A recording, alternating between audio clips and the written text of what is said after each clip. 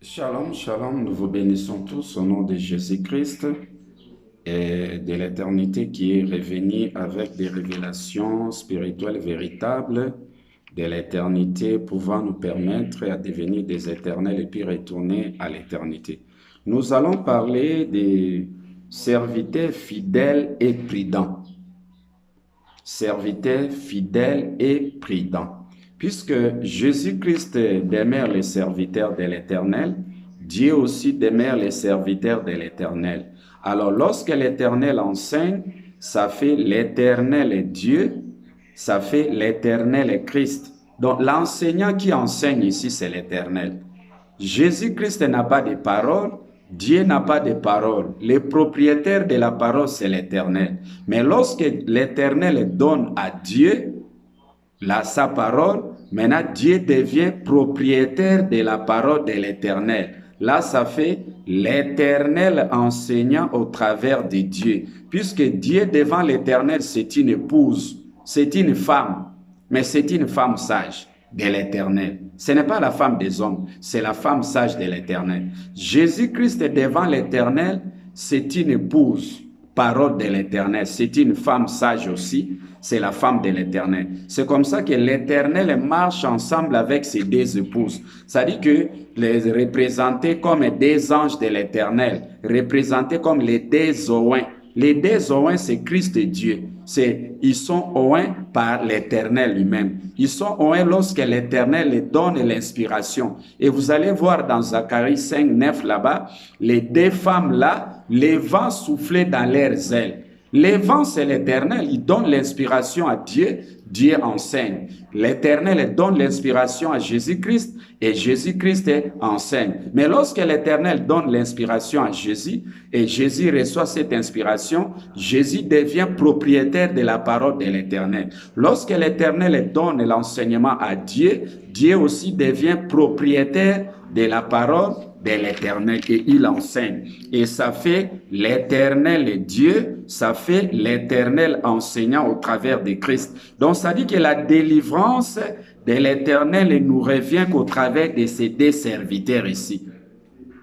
Dieu était serviteur fidèle et prudent de l'Éternel durant le règne de la première venue. Là, dans le lieu saint, c'était Dieu qui était serviteur fidèle et prudent de l'Éternel avec son enseignement du lieu saint. Et avec cet enseignement du lieu saint, c'était Dieu qui était serviteur fidèle et prudent. Et vous allez voir dans Lévitique 19, chapitre 2, c'est écrit comme ça, soyez saints, comme moi je suis saint, l'Éternel est votre Dieu. Alors, d'autres personnes croient que non. Donc, dans ce moment-là, c'était Dieu qui était le chef de Jésus-Christ, représenté dans les images comme Ésaü et Jacob. Ce sont les deux anges de l'Éternel. C'est Jésus et Dieu.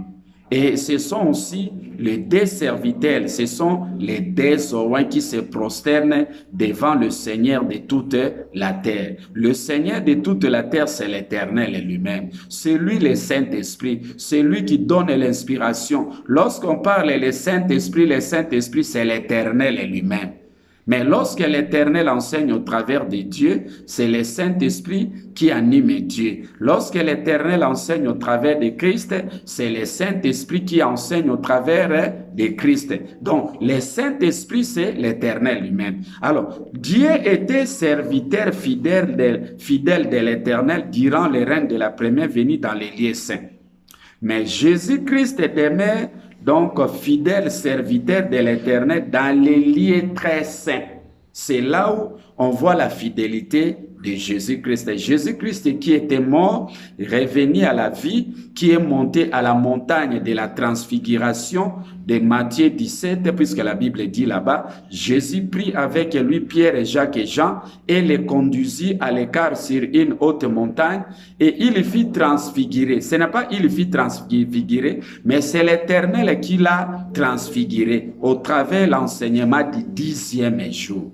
Puisque le meilleur messager du 10e jour, c'est l'Éternel lui-même. Cela est écrit dans Jean, dans Psaume 23, 1. L'Éternel est mon berger, je ne manquerai de rien. Et si vous marchez ensemble avec l'Éternel, en tout cas, vous ne manquerez jamais de révélations, puisque c'est lui la source de toute inspiration, c'est lui la source de toutes connaissances, c'est lui qui a créé tout, c'est lui qui détient toutes connaissances dont les humains font et sont à la recherche. Alors, la chefferie, la fidélité de cette épouse Christ ici, on voit ça à la seconde venue dans les lieux très saints. Mais dans les lieux saints, c'était Dieu qui était le fidèle serviteur de l'Éternel.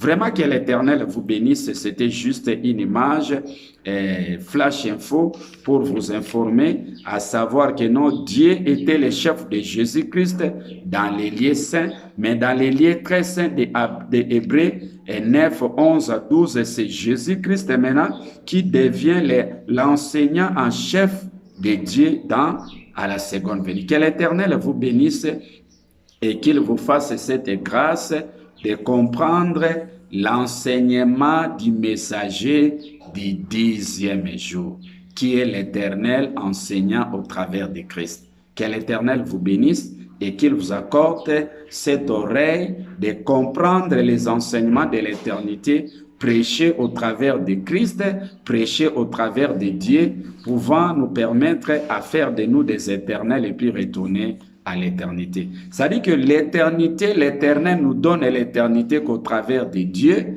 L'Éternel nous donne l'éternité qu'au travers de Christ, les deux oins, les deux anges de l'Éternel. Que l'Éternel vous bénisse et qu'il vous accorde cette opportunité à devenir des éternels. Merci, c'était le pasteur Antoine.